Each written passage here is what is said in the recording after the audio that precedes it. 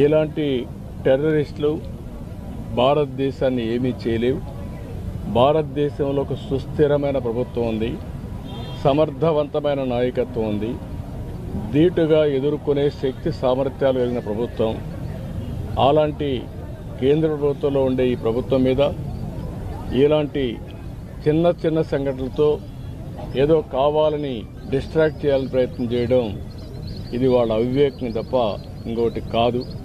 ఇలాంటి క్లిష్ట పరిస్థితులు వచ్చినప్పుడు దేశం అంతా కూడా సమైక్యంగా నిలబడాల్సిన అవసరం ఉంది.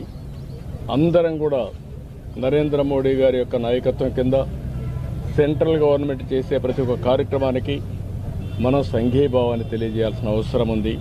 దేశ సుస్థిరతకు సంబంధించిన విషయం. అలాంటి సమగ్రత సుస్థిరత దెబ్బతీసే పరిస్థితి ఎలాంటి వ్యక్తులు చేసినా, ఎలాంటి శక్తులు చేసినా దాన్ని ధీటుగా ఎదుర్కొంటామని మనం సమాధానం చెప్పాల్సిన బాధ్యత అవసరం కూడా ఉంది.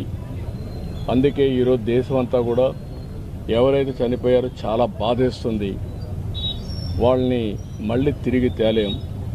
మన రాష్ట్రంలో ఇద్దరిని పోగొట్టుకున్నాం.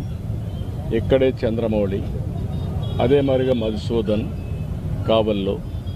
వాళ్ళ బాధ చూసినప్పుడు ఎవరైతే ఆయన సిస్టర్లో ఇప్పుడు చూసాం, కుటుంబం కుంగిపోయే పరిస్థితికి వచ్చారు. ఏది ఏమైనా ఇలాంటి సమయంలో ప్రజల్లో చైతన్యం తేవలసిన బాధ్యత మనందరిపైన ఉంది. అందరం కూడా ఒకే మాట పైన నిలబడాల్సిన అవసరం ఉంది. ప్రధానమంత్రి చేసే ప్రతి ఒక్క కార్యక్రమానికి సంఘీభావాన్ని తెలియజేయడమే కాకుండా మనమందరం కూడా ఆయనకు పూర్తి సహకారాన్ని అందించాల్సిన అవసరం ఉంది. ఇది జరగాలంటే ప్రతి ఒక్క దగ్గర చైతన్యం తీసుకురావాల్సిన బాధ్యత మన పైన ఉంది.